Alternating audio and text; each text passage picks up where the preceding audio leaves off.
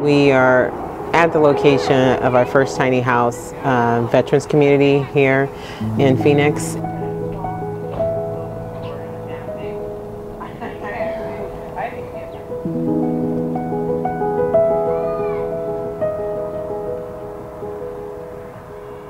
Well, here at V13, we started to build our first little community.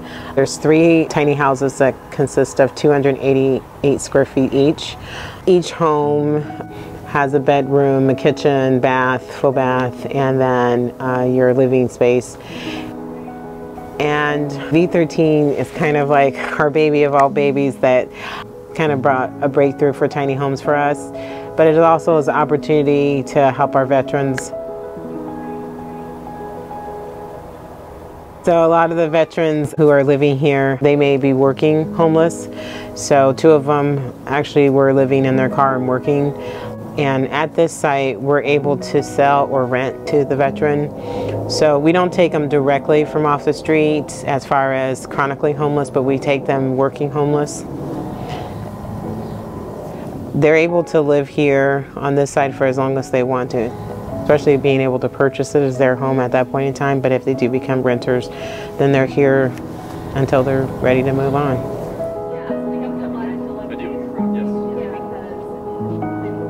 Yeah, so, I mean, she's so criminy. And I mean, this is more than enough space that one person needs. You know, I mean, and when you're talking about coming from, I was living in my car. You know, wow, it was just wow. You know, and then, you know, and then so yeah, 288 square feet. Here we are.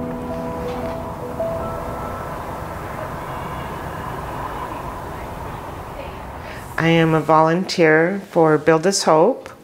I have volunteered for Build Us Hope for almost going on 2 years. The reason I went is because I wanted to learn how to build my own tiny home. I didn't realize I was going to fall in love with the organization and helping the veterans. And it's not about me building my own home. It's about the whole movement, helping people, affordable housing. My name is Hanson. I'm an ASU student. I'm studying sustainability and supply chain management. So I'm interested in not only how we can live with more in harmony with nature, but also how we can organize our systems, logistics, businesses, the ways that we live to facilitate that. I've been working with Build This Hope as a project lead for about 2 years now, with various projects helping figure out what's the best to source. Obviously we're trying to build affordable housing here, so we don't want to sacrifice the affordability just to make it have less impact on the environment, because it won't be feasible as a large-scale solution. So sort of trying to balance the costs and benefits of trying to have less impact on the environment and stuff like that is what we've been looking into.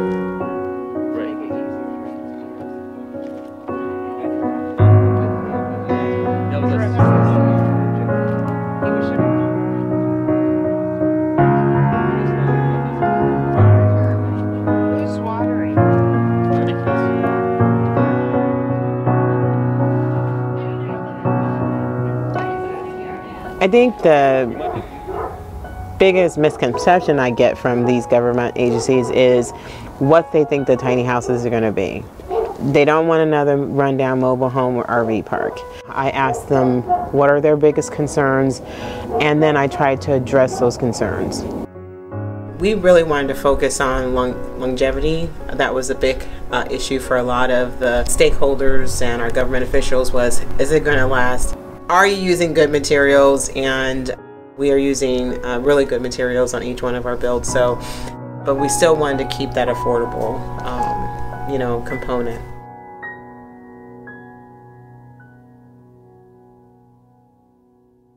I don't think really people should judge. We have a lot of judgment going on about smaller properties, but at the same time, I think people are being more receptive. We have had so many people calling us, can you build us? We have land, we can do this. Every area is going to be different. Every municipality is going to have something different. It takes somebody to go and have a conversation and say, can we get a variance on this?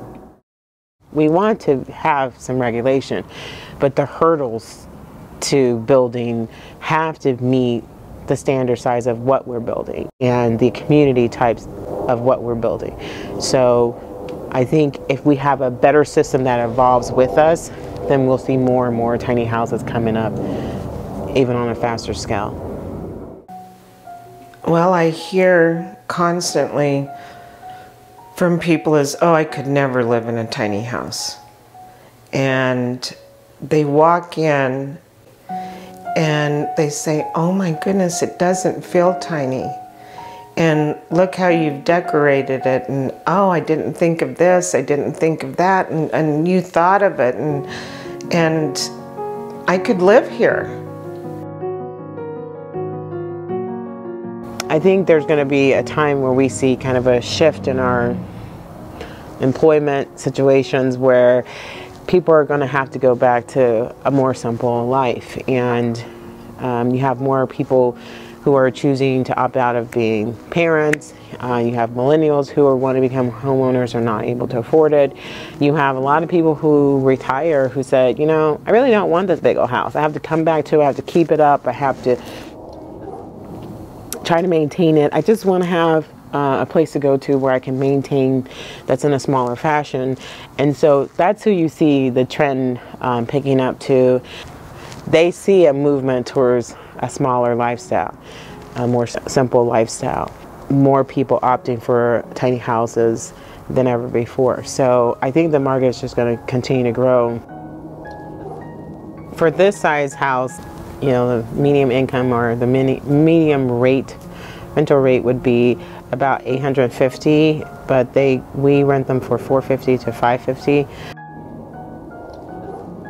And then purchase, we wanted to keep our sales bracket between $30,000 and $75,000 per house that we built, and the increase is gonna go by square footage.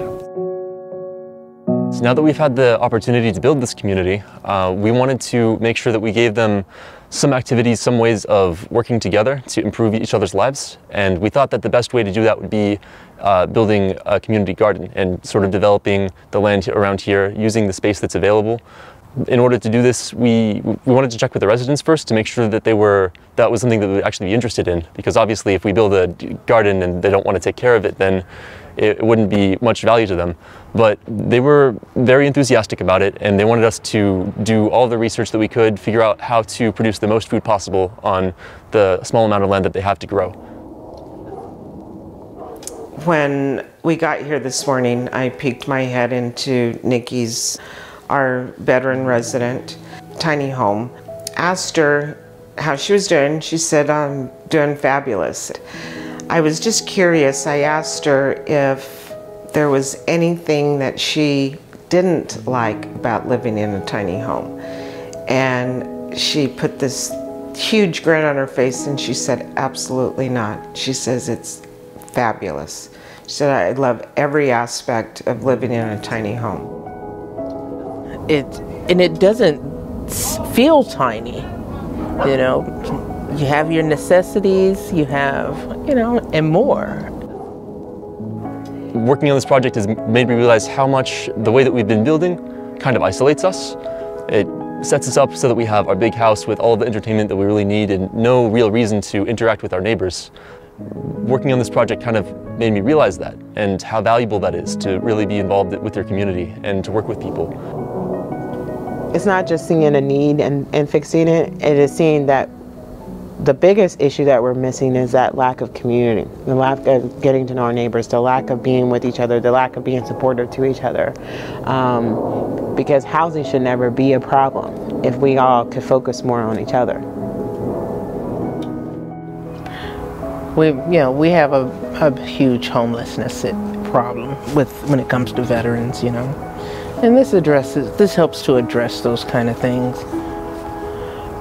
So yeah, I'm grateful to her.